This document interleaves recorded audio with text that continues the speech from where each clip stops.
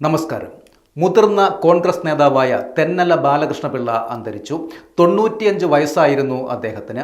വാർദ്ധക്യ സഹജമായ അസുഖത്തെ തുടർന്ന് അനന്തപുരി ആശുപത്രിയിൽ ചികിത്സയിൽ ഇരിക്കവെയായിരുന്നു അദ്ദേഹത്തിൻ്റെ വിയോഗം. മുൻ KPCC അധ്യക്ഷനും രാജ്യസഭാ അംഗവുമായിരുന്നു തെന്നല ബാലകൃഷ്ണപിള്ള. കോൺഗ്രസിൻ്റെ സൗമ്യ മുഖങ്ങളിൽ ഒരാളായി അറിയപ്പെട്ട തെന്നല ബാലകൃഷ്ണപിള്ളയുടെ വിയോഗം ഇന്ന് രാവിലെയോടെയാണ് സ്ഥിരീകരിച്ചത്.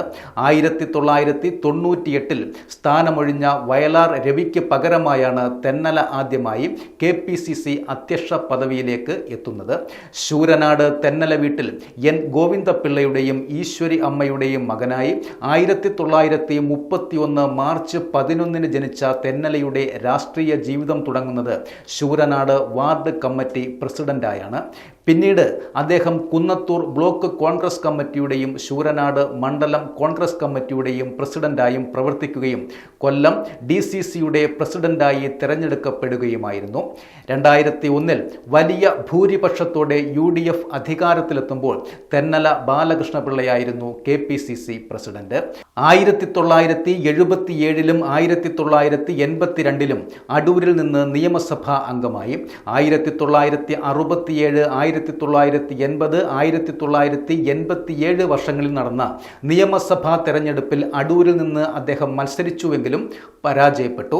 2004 രണ്ടാമതായി KPCC അധ്യക്ഷ പദവിയിലേക്ക് എത്തുന്നത്. എന്നാൽ 2005 രമേശ് ചെന്നിത്തലയെ ഹൈക്കമാൻഡ് KPCC പ്രസിഡന്റായി നിയോഗിച്ചതോടെ തെന്നല പദവി ഒഴിയുകയായിരുന്നു. ഒരിക്കൽ പോലും മത്സരത്തിലൂടെയായിരുന്നില്ല തെന്നല KPCC അധ്യക്ഷ സ്ഥാനത്തേക്ക് എത്തിയിരുന്നത്.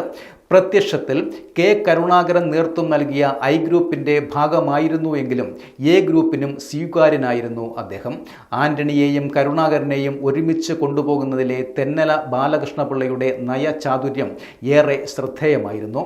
കോൺഗ്രസിൽ AI തിരുത്തൽവാദി 4ാം ഗ്രൂപ്പ് എന്നിങ്ങനെ ഗ്രൂപ്പ് പ്രവർത്തനം ശക്തമായിരുന്നപ്പോൾ ഗ്രൂപ്പുകൾക്ക് അതീതനായി പ്രവർത്തിച്ച KPCC പ്രസിഡന്റ് എന്നതായിരുന്നു തെന്നലയുടെ സ്വീകാര്യതയും.